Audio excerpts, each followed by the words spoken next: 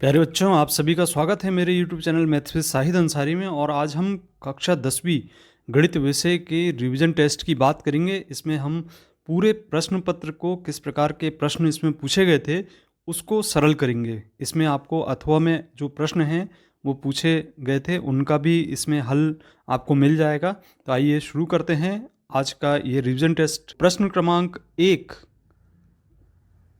सही विकल्प चुनकर हमें लिखना था 3 के प्रथम 5 गुणजों का योग होता है। तो इसमें प्रथम 5 गुणजों का योग 3, 6, 9, 12, 15। तो ये प्रथम 5 गुणज हो गए। इनका योग करना था हमें, तो गुणज का योग होगा 45। ए ऑप्शन इसका सही था। दूसरा प्रश्न था शून्यक ऋण 2 5 वाले बहुपदों की संख्या। इस प्रश्न का आंसर आप कमेंट बॉक्स में जरूर दीजिएगा। तीसरा प्रश्न, त्रिभुजों ABC और DEF में कोण ए कोण ई के बराबर, कोण F कोण C के बराबर तथा AB बराबर 3DE। तो यहाँ पर इसका ऑप्शन ब सही है, समरूप परंतु सर्वांगसम नहीं है। चौथा प्रश्न था समीकरण x की घात 2 धन 1 की घात 2 ऋण एक्स स्क्वायर बराबर 0। इसका सही आंसर है सा के कोई वास्तविक मूल नहीं है। इसके बाद प्रश्न क्रमांक 5, यदि रैखिक समीकरणों के युग्म संगत हैं तो इसका आलेख रेखाएं होंगी। तो इसका सा ऑप्शन सही है। यहाँ पे जो आलेखी रेखाएं हैं, युग्म का संगत है, तो संगत में दो स्थितियाँ उत्पन्न होती हैं। सबसे पहले तो रेखाएं एक दूसरे के प्रतिच्छेद करेंगी या एक दूसरे के संपाती अर्थात एक दूसरे के ऊपर स्थित होंगी। तो इस स्थिति में प्रतिच्छेदी या संपाती इसका आंसर सही होगा। इसके बाद प्रश्न क्रमांक 2, जिसमें रिक्त स्थानों की पूर्ति करना था हमें। प्रश्न 1, कर्णी 2 खाली स्थान संख्या है। इसका सही आंसर है अपरिमेय। दूसरा, किन्हीं दो संख्याओं के लिए एलसीएम गुणित एचसीएफ। तो इसका आंसर आप ये भी लिख सकते हैं कि दो संख्याओं के गुणनफल के बराबर या पहली संख्या गुणित दूसरी संख्या। तीसरा, सभी वर्ग हम जानते हैं कि समरूप होते हैं। चौथा, एक द्विघात समीकरण में बहुपद के अधिक से अधिक खाली स्थान शून्यक हो सकते हैं। तो अधिक से अधिक द्विघात समीकरण में चूंकि घात 2 है तो 2 शून्यक ही होंगे। पांचवा प्रश्न है प्रमेय का एक सिद्ध किया हुआ खाली स्थान होता है। तो प्रमेय का एक सिद्ध किया हुआ कथन होता है। इसका सही आंसर है। इसके बाद आपको यहाँ पे सही जोड़ी दिखाई दे रही है। सही जोड़ी में आप देख रहे हैं कि सबसे पहला प्रश्न है इसमें यूक्लिड विभाजन। तो यूक्लिड विभाजन एल्गोरिथम में संबंधित है। और दूसरा है मूल बिंदु। तो मूल बिंदु के निर्देशांक आप जानते ही हैं, ये दूसरा आंसर है। इसके बाद अल्फा धन बीटा अर्थात इसका मान मूलों का योगफल ऋण b बटे a होगा। और इसी का चौथे का है x की घात 3 त्रिघात बहुपद। अंत में पांचवा प्रश्न है c बराबर d की उधान r। तो ये इसका सही आंसर है। शून्य छोटा है बराबर है r तथा छोटा है d से। तो इस तरीके से सही जोड़ी के आंसर दिए जाने थे। प्रश्न क्रमांक 4, सत्य एवं असत्य कथन यहाँ पे लिखना था। एक प्राकृत संख्या का अभाज्य गुणनखंड उसके गुणनखंडों के क्रम को छोड़ते हुए एक अद्वितीय होता है। तो इसका सही आंसर है सत्य। दूसरा, घात 1 के बहुपद को द्विघात बहुपद कहते हैं। तो चूंकि घात 1 के बहुपद को हम रैखिक बहुपद कहते हैं, तो ये बिल्कुल कथन असत्य होगा। तीसरा, सभी सर्वांगसम आकृतियां समरूप होती हैं परंतु इसका विलोम सत्य नहीं है। तो बिल्कुल सत्य कथन है ये। चौथा, एक द्विघात समीकरण ax² धन bx धन c बराबर 0 में दो भिन्न वास्तविक मूल होते हैं यदि b की घात 2 ऋण 4ac छोटा है 0 से। तो यह कथन असत्य है। इसके बाद पांचवा है a1 बटे a2 बराबर नहीं b1 बटे b2। इस स्थिति में रैखिक समीकरण युग्म संगत होता है। तो बिल्कुल कथन सत्य है, क्योंकि संगत स्थिति में समीकरण का एक अद्वितीय हल होता है। इसके बाद प्रश्न क्रमांक 5 में आपको पूछे गए थे एक शब्द अथवा एक वाक्य में उत्तर देना था। तो पहला प्रश्न था रैखिक समीकरण युग्म का सबसे व्यापक रूप लिखिए। इसका सही आंसर है a1x plus b1y plus c1 बराबर 0 एवं a2x plus b2y plus c2 बराबर 0। इसके बाद दूसरा, दो आकृतियां जिनके आकार समान हो परंतु आवश्यक रूप से आमाप समान न हो, क्या कहलाती हैं? तो इसका सही आंसर है समरूप आकृतियां कहलाती हैं। तीसरा, यदि द्विघात समीकरण एक्स स्क्वायर धन बी एक्स धन सी के शून्य अल्फा और बीटा हो तो शून्यकों का योग व गुणनफल लिखिए। तो हम जानते हैं शून्यकों का योग जो होता है -b/a और इसका गुणनफल c/a होता है।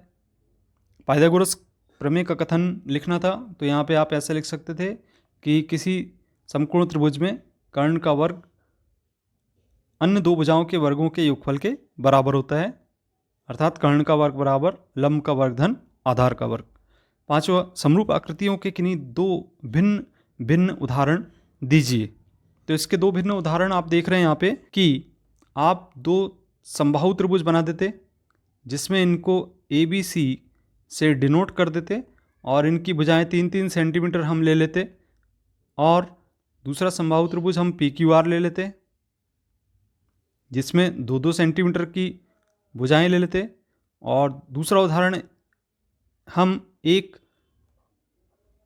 वर्ग के रूप में ले सकते हैं। तो यहाँ पे हम वर्ग बना दें ABCD, ये एक आपका वर्ग हो गया जिसमें 4-4 सेंटीमीटर की लंबी भुजाएं ले लिए और यहाँ 2-2 सेंटीमीटर की भुजाएं ले लिए जिसमें ये सकते हैं PQRS से। तो इस प्रकार से दो वर्ग आकृतियाँ आप बना सकते थे जो कि समरूप आकृतियों के भिन्न भिन्न उदाहरण हैं। इसके बाद प्रश्न क्रमांक 6 में आते हैं जहाँ पे जांच कीजिए कि 2x ऋण 1 x ऋण 3 बराबर x धन 5 x ऋण 1 द्विघात समीकरण है।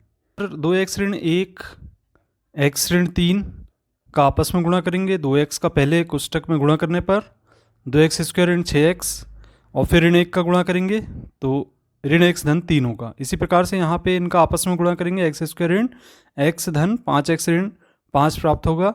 जोड़ेंगे अथवा घटाएंगे और पक्षांतर करेंगे तो हमें यहाँ पर एक द्विघात समीकरण x स्क्वायर ऋण 11x धन 8 बराबर 0 प्राप्त हो जाएगा। प्रश्न क्रमांक 6 का अथवा आधारभूत आनुपातिकता प्रमेय का कथन लिखिए। आधारभूत आनुपातिकता प्रमेय के कथन के अनुसार यदि किसी त्रिभुज की एक भुजा के समांतर अन्य दो भुजाओं को भिन्न भिन्न बिंदुओं पर प्रतिच्छेद करने के लिए एक रेखा खींची जाती है तो ये अन्य दो भुजाएं एक ही अनुपात में विभाजित होती हैं। प्रश्न क्रमांक 7, समरूप त्रिभुजों के गुण लिखिए। समरूप त्रिभुज के गुण पूछा गया है तो यहाँ पे दो त्रिभुज समरूप होते हैं यदि उनके संगत कोण बराबर हों और उनकी संगत भुजाएं बराबर हों, एक ही अनुपात में अर्थात समानुपाती होती हैं। क्रमांक 7 का अथवा किसी समांतर श्रेणी के n पदों का योगफल का सूत्र लिखिए। समांतर श्रेणी के प्रथम n पदों का योगफल का सूत्र होता है Sn बराबर n/2 2a धन n ऋण 1 इंटू d, जहाँ पर a प्रथम पद है और d सार्वंतर है। प्रश्न क्रमांक 8 में 140 के अभाज्य गुणनखंडों के गुणनफल के रूप में व्यक्त कीजिए। 140 के अभाज्य गुणनखंड निकालने के लिए यहाँ पे हमें इसके गुणनखंड निकालना होगा। 2 से भाग देंगे, फिर उसके बाद 5 से जाएगा तो 5 से देंगे, 7 से जा रहा है। इस प्रकार से इसके अभाज्य गुणनखंड 2 गुणित 2 गुणित 5 गुणित 7, इसको हम घात के रूप में लिखेंगे। प्रश्न क्रमांक 7 का अथवा किसी समांतर श्रेणी के n पदों का योगफल का सूत्र लिखिए। श्रेणी के प्रथम n पदों का योगफल का सूत्र होता है Sn बराबर n/2 2a धन n ऋण 1 इंटू d, जहाँ पर a प्रथम पद है और d सार्वंतर है। प्रश्न क्रमांक 8 में 140 के अभाज्य गुणनखंडों के गुणनफल के रूप में व्यक्त कीजिए। यहाँ पे हमें इसके गुणनखंड निकालना होगा। 2 से भाग देंगे, फिर उसके बाद 5 से जाएगा तो 5 से देंगे, 7 से जा रहा है।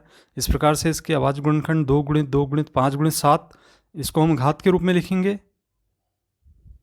प्रश्न क्रमांक 8 का अथवा 510 व 92 का एलसीएम ज्ञात कीजिए। 510 के गुणनखंड निकालेंगे। अभाज्य गुणनखंड 2 गुणित 3 गुणित 5 गुणित 17 और 92 के 2 गुणित 2 गुणित 23।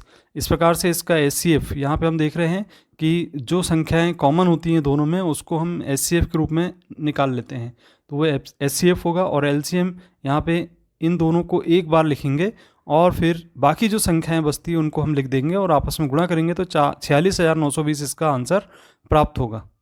प्रश्न क्रमांक 9, एक द्विघात बहुपद ज्ञात कीजिए जिसके शून्यकों का योग और गुणनफल क्रमशः 1/4 और 1 हैं।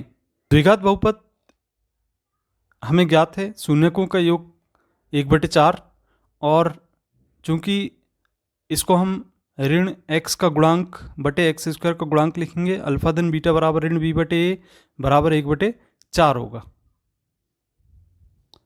शून्यकों का गुणन भी हमें ज्ञात है, तो शून्यकों के गुणन से हम यहाँ देख रहे हैं कि ऋण 1 हमें ज्ञात है, इसको हम यदि 4 से ऊपर नीचे गुणा कर दें, क्योंकि हमें हर को समान बनाना है, तो हर को जब समान बनाना है तब हम 4 का ऊपर नीचे गुणा करेंगे अंश और हर में, तो अचर पद ऊपर वाला होगा और नीचे वाला होगा x की घात 2 का गुणांक, अतः c बराबर होगा यहाँ पे।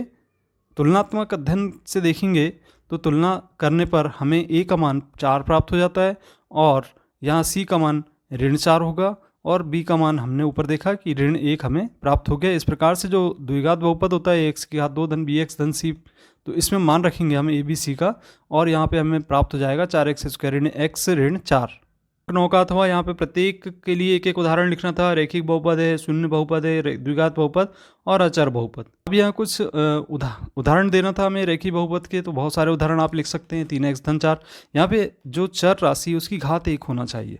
और शून्य बहुपद जिसके अंतर्गत हम अचर बहुपद को भी ले सकते हैं, तो यहाँ पे शून्य को हम शून्य बहुपद के रूप में ले सकते हैं। और द्विघात बहुपद, घात 2 वाले बहुपदों को द्विघात बहुपद कहा जाता है, तो ये उदाहरण हो सकते हैं। ऐसे आप अन्य उदाहरण भी ले सकते हैं। और अचर बहुपद में केवल अचर राशि होती है, उसमें हम उसको अचर बहुपद कहेंगे। प्रश्न क्रमांक 10, दी हुई आकृति AP में अर्थात समांतर श्रेणी के प्रथम 4 पदों लिखना था हमें, जिसमें प्रथम पद a बराबर 10 और सार्वंतर d बराबर 10 ज्ञात है। प्रश्न क्रमांक 10 में यहाँ पे हमें a का मान और d का मान ज्ञात है। 10 प्रथम 4 पद निकालना है, तो प्रथम 4 पद निकालने के लिए पहला पद होगा इसका a 10, दूसरा पद होगा a धन d, मान रखेंगे a और d का 20 होगा। तीसरा पद होगा a धन 2d, मान रखेंगे, सरल करेंगे, और चौथा पद होगा a धन 3d बराबर 40। 11वां प्रश्न, जिसमें द्विघात बहुपद x की घात 2 धन 7x धन 10 के शून्यक ज्ञात कीजिए और शून्यकों तथा गुणांकों के बीच के संबंध सत्यता को सत्यापित करना था। द्विघात बहुपद ज्ञात है, x की घात 2 धन 7x धन 10, तो इसके गुणनखंड होंगे। चूंकि 10 को ऐसी दो संख्याओं में विभाजित करना है जिससे उसका योगफल 7 आ जाए और गुणा करने पर 10 आ जाए, तो ऐसी दो संख्याएं, इसके लिए हम 2 धन 5 ले सकते हैं, तो 5 और 2 7 और 5 दूनी 10 होगा। तो इस प्रकार से यहाँ पे जो गुणनखंड निकल के आते हैं हम समूह में लिखेंगे और इसके बाद x को उभयनिष्ठ लेंगे और यहाँ से 5 को उभयनिष्ठ लेंगे, तो यहाँ x धन 2 सार्वभयनिष्ठ होगा और x धन 2 को सार्वभयनिष्ठ लेने पर यहाँ पे हमें प्राप्त होगा x और धन 5। तो इस प्रकार से दो गुणनखंड निकल गए, x धन 2 x धन 5। अब हम x धन 2 बराबर 0 लेते हैं, तो x बराबर पक्षांतर करने पर ऋण 2 पहला हमको शून्य ज्ञात हो जाता है, और x धन 5 बराबर 0 लेते हैं तो x का मान हमें ऋण 5 प्राप्त हो जाता है, जो कि दूसरा शून्यक होगा। प्रश्न क्रमांक 11 का अथवा में प्रमेय संख्या 13/3125 का दशमलव प्रसार लिखिए। 13/3125 को सरल करना है हमें और दशमलव प्रसार शांत अथवा अशांत बताना है। तो यहाँ पे 3125 के गुणनखंड निकाल लेते हैं इस प्रकार से 5 गुणित 5 गुणित 5 गुणित 5, और इसको 5 की घात 5 लिखेंगे, तो हर में केवल 5 की घात है, अतः ये दशमलव प्रसार शांत होगा। प्रश्न क्रमांक 12 में एचसीएफ दिया है हमें 306 से 57 का 9, और इसका हमें एलसीएम ज्ञात करना है। प्रश्न क्रमांक 12 में यहाँ पे एचसीएफ ज्ञात है 9 और एलसीएम की गणना करनी है। चूंकि सूत्र हम जानते हैं कि दोनों संख्याओं का गुणनफल बराबर एचसीएफ गुणित एलसीएम होता है, तो ये प्रथम संख्या द्वितीय संख्या का गुणनफल हो गया, और यहाँ पे एचसीएफ 9 ज्ञात है, तो यहाँ से एलसीएम 9 का हम यहाँ से पक्षांतर कर देंगे यहाँ पे इसके बटे में, तो ये इस प्रकार से हमें प्राप्त हो जाएगा, और इसको सरल करेंगे तो हमें एलसीएम 22,338 प्राप्त हो जाएगा। प्रश्न क्रमांक 12 के अथवा में 12, 15, 21 का अभाज्य गुणनखंड विधि द्वारा एचसीएफ एलसीएम ज्ञात कीजिए। 12, 15 और 21 इसके हमको एचसीएफ और एलसीएम ज्ञात कर सकते हैं। यहाँ से 3 आप देख रहे हैं, तीनों में उभयनिष्ठ संख्या है, इसलिए यह इसका HCF होगा। और 3 को एक बार लिखेंगे और बाकी संख्याओं को लिख देंगे, गुणा करेंगे आपस में, 420 प्राप्त हो जाएगा। इस प्रकार से इसका LCM भी ज्ञात किया जा सकता है। प्रश्न क्रमांक 13, शून्य ज्ञात कीजिए x² ऋण 2x ऋण 8 का। 13 का अथवा इसमें शून्य ज्ञात करना था 4x² ऋण 4s धन 1 का। इसमें आप देख रहे हैं x² ऋण 2x ऋण 8 ऋण है यहाँ, तो ऋण 8, तो इसको हम 8 के गुणनखंड निकालेंगे, तो गुणा करने पर हमें ऋण 8 प्राप्त होना चाहिए और जोड़ने पर ऋण 2 प्राप्त होना चाहिए। ऐसी दो संख्याएं, तो ऋण 4 धन 2 लेना पड़ेगा, तो यहाँ पे हमने गुणनखंड के रूप में ले लिए। तो x ऋण 4 x धन 2 गुणनखंड निकल गए, और x ऋण 4 के बराबर 0 लेते हैं तो x का मान 4, और हमें यहाँ पे x धन 2 बराबर 0 लेते हैं तो x बराबर ऋण 2 प्राप्त हो जाता है। अब हम इसी के अथवा में दूसरे अन्य शून्य ज्ञात करेंगे, तो 4s की घात 2 ऋण 4s धन 1 हमें ज्ञात है, इसके गुणनखंड निकालेंगे, गुणा करने पर हमें 4 प्राप्त होना चाहिए और जोड़ने घटाने पर ऋण 4, तो ऋण 2s लिख सकते हैं हम। यहाँ से 2s उभयनिष्ठ लेते हैं तब हमें प्राप्त होगा 2s ऋण 1, और यहाँ से ऋण 1 उभयनिष्ठ लेते हैं तो यहाँ पे भी 2s ऋण 1 प्राप्त होगा। और इस प्रकार 2s ऋण 1 को सार उभयनिष्ठ लेने पर ये हमारे दो गुणनखंड प्राप्त हो गए।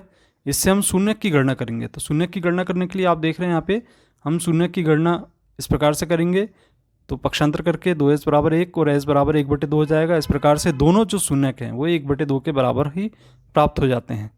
प्रश्न क्रमांक 14, ज्ञात कीजिए कि युग्म का एक अद्वितीय हल है, रैखिक समीकरण युग्म का, और कोई हल नहीं है अथवा अनेक हल है, तो इन दोनों समीकरणों के हल ज्ञात करना था। इसको रैखिक समीकरण से तुलना करेंगे। जैसे ही हमने तुलना की है तो क्या होगा कि यहाँ पे हमें a1 b1 और c1 का मान ज्ञात हो जाएगा, a2 b2 c2 का मान ज्ञात होगा। इसको हम a1/a2 का अनुपात निकालेंगे और देखेंगे कि यहाँ पे जो अनुपात है 1/3 1/3 बराबर है, लेकिन ऋण 3/2 ऋण 2 ये बराबर नहीं है। तो इसका अर्थ ये है कि a1/a2 बराबर है b1/b2, किंतु c1/c2 बराबर नहीं है, अतः समीकरण युग्म का कोई हल नहीं होगा। अगले प्रश्नों में भी यहाँ पे दो समीकरण में ज्ञात है, इसका पक्षांतर कर देंगे तो ये ऋण 20 बराबर 0 हो जाएगा।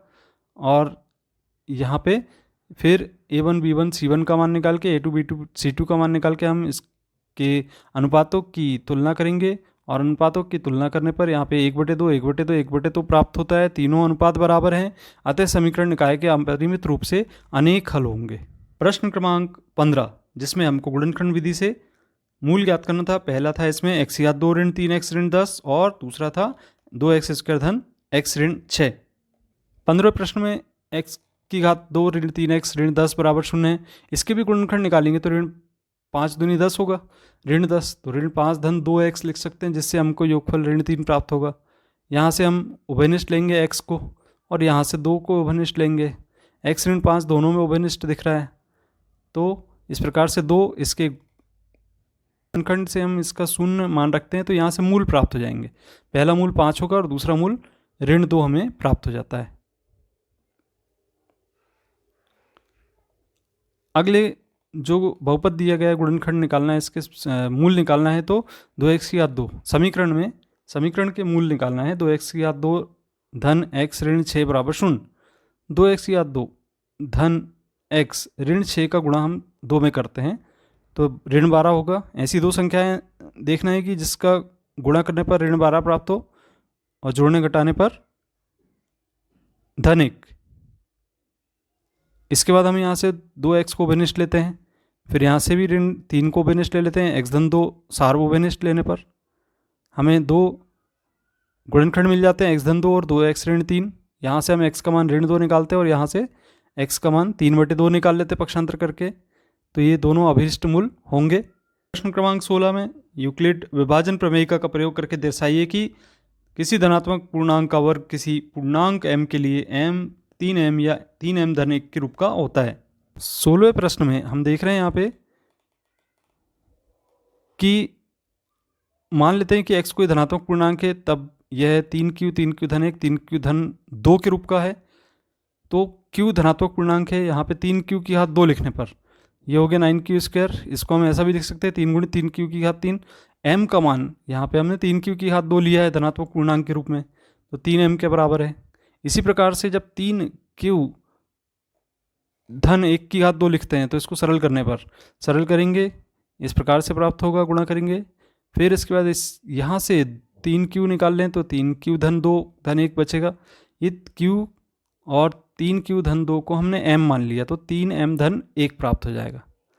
अब हम यहाँ पे 3q धन 2 की घात 2 देखते हैं तो इसको गुणनखंड निकाल के इसमें से उभयनिष्ठ ले रहे हैं, तो ये जो गुण ये प्राप्त हो रहा हमें ये m के बराबर होगा, तो 3m धन 1 का ही रूप होगा। ये हम इस प्रकार से इसको सिद्ध कर देते हैं। अथवा जांच करना था कि किसी प्राकृत संख्या n के लिए 6 की घात n अंक शून्य पर समाप्त हो सकता है। यदि किसी प्राकृत संख्या n के लिए 6n शून्य पर समाप्त होती है तो वह 5 से विभाज्य होती है, अर्थात 6n के अभाज्य गुणनखंडों में अभाज्य संख्या 5 आनी चाहिए। तो यह संभव नहीं है क्योंकि हम देख रहे हैं यहाँ पे 6 को हम 2 गुणित 3 लिखेंगे, 5 नहीं आ रहा है, तो यहाँ पे 5 के गुणनखंड के रूप में नहीं मिल रहा है। आधारभूत प्रमेय की अद्वितीयता हमें यह निश्चित नहीं कराती, तो निश्चित कराती है, और 6n के गुणनखंड 2 और 3 के रूप में अतिरिक्त कोई अभाज्य गुणनखंड नहीं है, इसलिए ऐसी कोई संख्या नहीं होगी जिसके लिए 6n अंक शून्य पर समाप्त होती है। प्रश्न क्रमांक 17 में विभाजन एल्गोरिथम का प्रयोग करते हुए px और gx से भाग देने पर भागफल अथवा शेषफल ज्ञात करना था। x की घात 4 ऋण 3x की घात 2 धन 4x धन 5, gx का मान था x की घात 2 धन 1 ऋण x, और दूसरा इसी में अथवा में पूछा था px बराबर x की घात 4 ऋण 5x धन 6 को 2 ऋण x स्क्वायर से भाग देना। क्रमांक 17 में हम देख रहे हैं यहाँ पे हमें भागफल ज्ञात करना है, तो जो बीजी व्यंजक दिए गए हैं इसमें x की घात 4 ऋण 3x स्क्वायर धन 4x धन 5 में हमें x की घात 2 धन 1 ऋण x से भाग देना, तो यहाँ पे हम इसको समंजित कर लें, x की घात 2 ऋण x धन 1 लिख लें और इससे भाग दे दें। तो यहाँ पे पहला वाला जो पद है उसको पहले पद से यहाँ भाग देते हैं तो एक्स स्क्वायर प्राप्त होता है। इस एक्स स्क्वायर को यहाँ पे हम यहाँ से लिख देते हैं। फिर इसके बाद जब हम ये जो एक्स स्क्वायर है उसका और इस पूरे पद में गुणा करते हैं और नीचे लिखते हैं, इसके बाद इसके चिन्ह बदल के यहाँ पे कैंसिल करते हैं और इससे सरल करके लिखते हैं, घात के अनुसार हम जमा देते हैं और यहाँ पे हमें प्राप्त हो जाता है x की घात 3 ऋण 4x की घात 2 धन 4x धन 5। फिर इसके बाद पुनः यहाँ पे हम देख रहे हैं पहला पद x की घात 3 है और इसका पहला पद x की घात 2 है, तो यहाँ भाग देने पर x प्राप्त होता है, यहाँ पे लिखेंगे, इसका इस पूरे व्यंजक में गुणा करके हम यहाँ लिखेंगे और सरल करेंगे। सरल करने पर हमें यहाँ पर प्राप्त होगा ऋण 3x स्क्वायर धन 3x और धन 5। अब पहला पद ऋण 3x स्क्वायर है और उसका पहला पद x स्क्वायर था यहाँ पे, तो इस तरीके से ये हम ऋण 3 हमें प्राप्त हो जाता है, तो हम इसको ऊपर लिखेंगे और ऋण 3 का यहाँ पे जो व्यंजक है उसमें गुणा करके यहाँ लिखेंगे और सरल करेंगे तो हमें यहाँ पे शेष फल में 8 प्राप्त हो जाता है। इस प्रकार से हम देख रहे हैं यहाँ पे भागफल आपका ये एक्स स्क्वायर धन x ऋण 3 प्राप्त होगा और जो शेष फल है वह 8 प्राप्त होगा।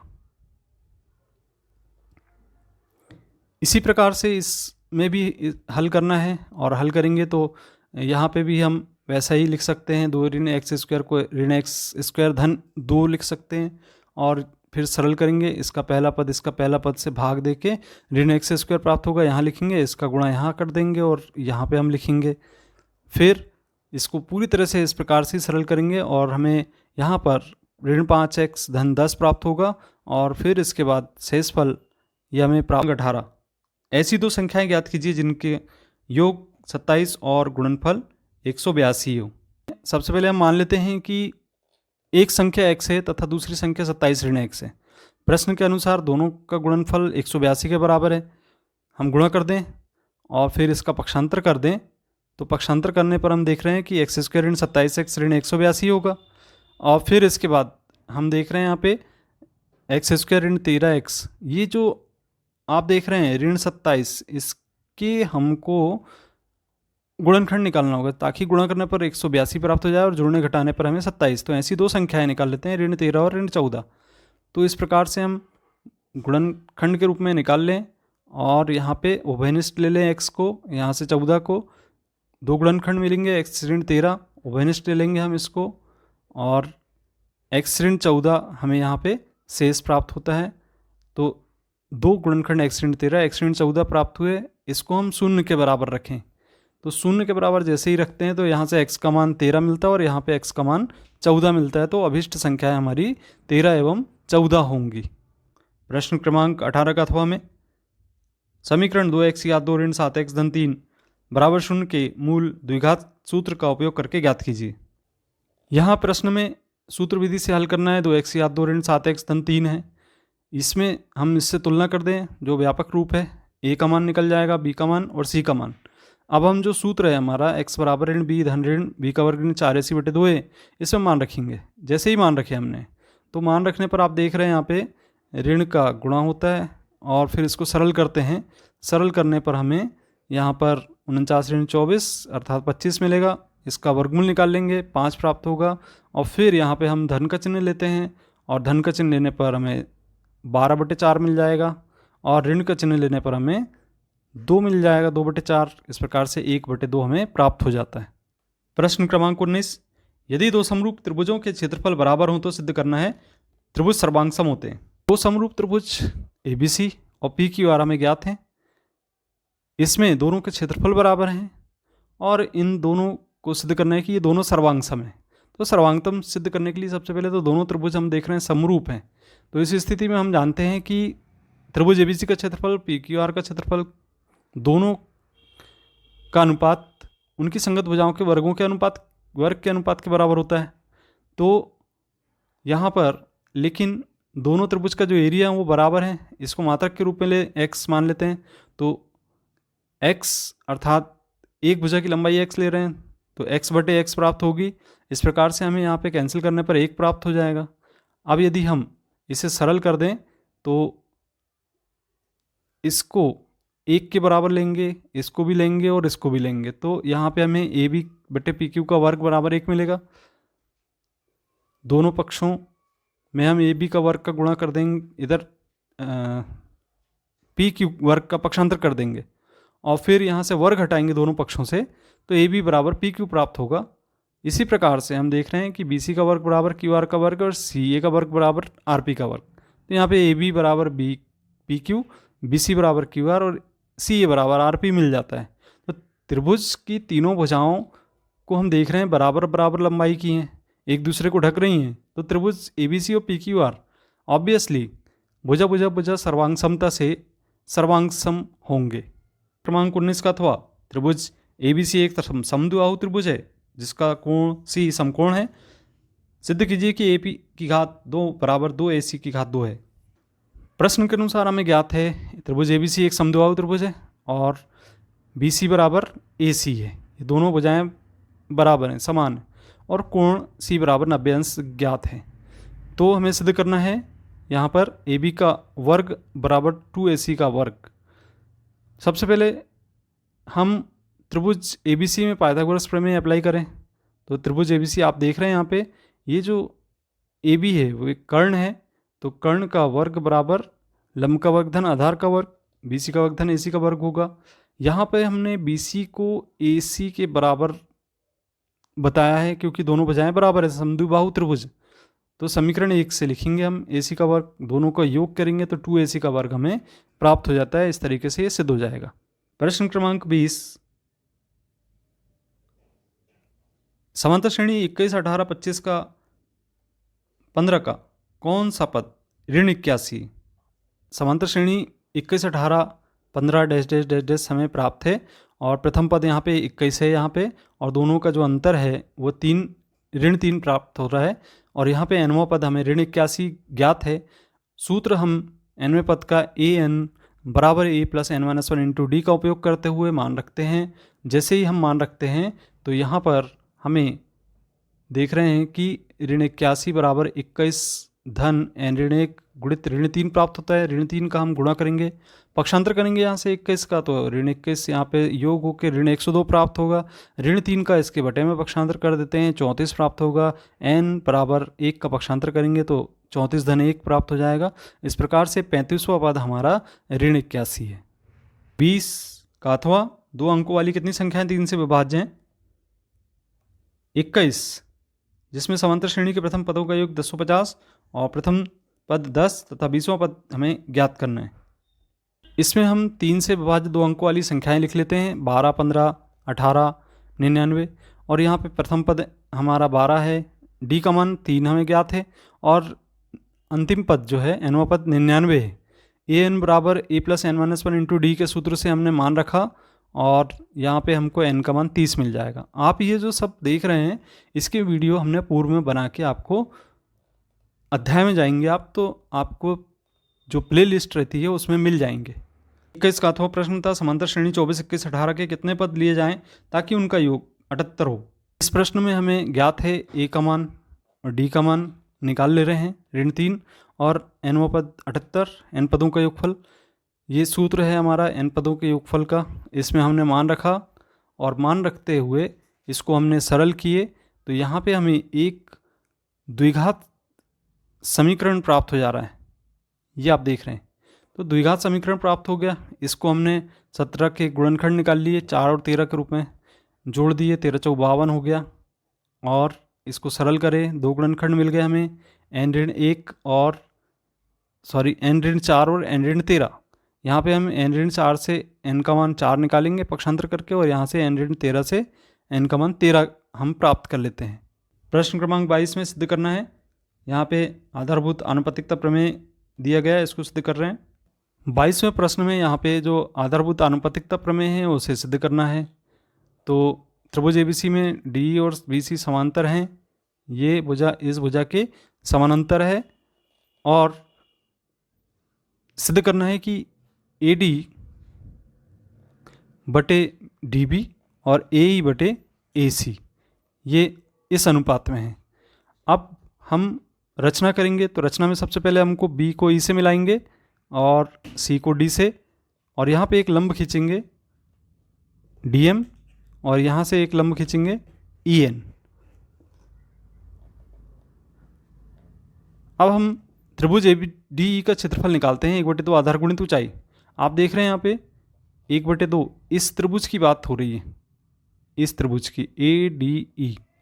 तो ए डी ई त्रिभुज में आप देख रहे हैं कि ये इसकी आधार हो गया ए डी, और इस पे ये लंब हो गया।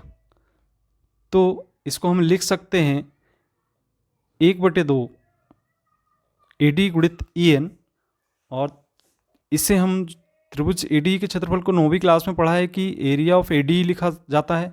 इसको हम लिखेंगे और फिर इसको समीकरण 1 दे दें। इसी प्रकार से त्रिभुज बी डी का क्षेत्रफल 1/2 डी बी गुणित ई एन होगा। और हम यहाँ पे देख रहे हैं कि त्रिभुज ए डी और का क्षेत्रफल दूसरे, यदि आधार ए ई लिया जाए और इसका जो ऊंचाई है डी एम लिया जाए, इसी प्रकार से त्रिभुज डी ई सी का क्षेत्रफल 1/2 ए सी और डी एम लेंगे। इसका पूरा वीडियो हमने पहले भी बनाया है, आप उसको देख सकते हैं जाके, और बड़े आसानी से आपको समझ में आ जाएगा। इन दोनों त्रिभुज के क्षेत्रफलों का अनुपात हम ज्ञात कर लेते हैं, तो ए डी बटे डी बी के बराबर प्राप्त हो जाता है। और इसी प्रकार से क्षेत्रफल त्रिभुज ए डी और डी ई सी का अनुपात हमें ए ई बटे ई सी के बराबर मिलता है। और चूंकि हम जानते हैं कि एक ही आधार पर दो त्रिभुज के क्षेत्रफल बराबर होते हैं, किन्हीं दो समांतर भुजाओं के बीच में यदि स्थित हैं, तो त्रिभुज बी डी और डी सी के क्षेत्रफल का अनुपात है वो आपस में बराबर है। हम दूसरे, तीसरे और चौथे समीकरण से यहाँ पर ये सिद्ध कर सकते हैं कि ए डी बटे डी बी बराबर है ए ई बटे ई सी के। प्रश्न क्रमांक 22 का अथवा में दो समरूप त्रिभुजों के क्षेत्रफल का अनुपात उनकी संगत भुजाओं के अनुपात के वर्ग के बराबर होता है, ये सिद्ध करना है। इस प्रश्न में हमें ज्ञात है त्रिभुज ए बी सी और पी क्यू आर दोनों समरूप त्रिभुज हैं, और इसमें इनके जो क्षेत्रफल का अनुपात है वो हमें सिद्ध करना है कि इनकी भुजाओं के वर्गों के अनुपात के बराबर है। अब हम क्षेत्रफल निकालते हैं त्रिभुज एबीसी का, तो इसमें हमें आधार लेना पड़ेगा। यहाँ आप देख रहे हैं इस त्रिभुज में ए एन को हमने लंब लिया है, और इसका आधार गुणित ऊंचाई त्रिभुज के क्षेत्रफल के सूत्र से बी सी आधार हो गया, और इसमें लंब ए एन लिया है। और इसी प्रकार से दूसरा त्रिभुज हमारा पी क्यू आर, इसमें हमने क्यू आर को आधार और पी एन को लंब लिया है। अब हम इसमें ये सिद्ध करते हैं कि इन दोनों क्षेत्रफल का मान क्या होगा। तो त्रिभुज ए बी सी का क्षेत्रफल और पी क्यू आर का क्षेत्रफल, इसमें ये दोनों कैंसिल होंगे 1/2 से 1/2, ये समीकरण नंबर 1 हमें मिल जाता है। अब त्रिभुज ए बी एम, यहाँ पे आपको m लिखना है, ये गलती से n लिखा गया तो ये m पढ़ना है आपको, और फिर इसके बाद आप यहाँ पे त्रिभुज ए बी एम और पी क्यू एन की तुलना करेंगे तो दोनों के कोण इक्वल हैं, कोण b बराबर कोण q। चूंकि ये दोनों त्रिभुज समरूप हैं और कोण m और कोण n प्रत्येक 90 अंश का है, इसलिए ये दोनों त्रिभुज समरूप होंगे, और जब समरूप होंगे तो ऑब्वियसली उनकी संगत भुजाओं का अनुपात बराबर होगा। इसको हम समीकरण नंबर 2 दे देते हैं, और इसके बाद हम त्रिभुज एबीसी और पीक्यूआर में पुनः ये देखते हैं कि इनकी भुजाओं का अनुपात बराबर है। तो यहाँ पे जब अनुपात बराबर है तो ये जो अनुपात है हमने देखा कि ये ए बी बटे पी क्यू के बराबर है, इसमें मान रख दिए, दोनों को आपस में हमने गुणा किया तो गुणा करने पर हमें ए बी बटे पी क्यू का वर्ग प्राप्त हो गया। इस प्रकार से हम सिद्ध कर सकते हैं कि इनके दोनों त्रिभुज के क्षेत्रफल का अनुपात उनकी संगत भुजाओं के वर्गों के अनुपात के बराबर है।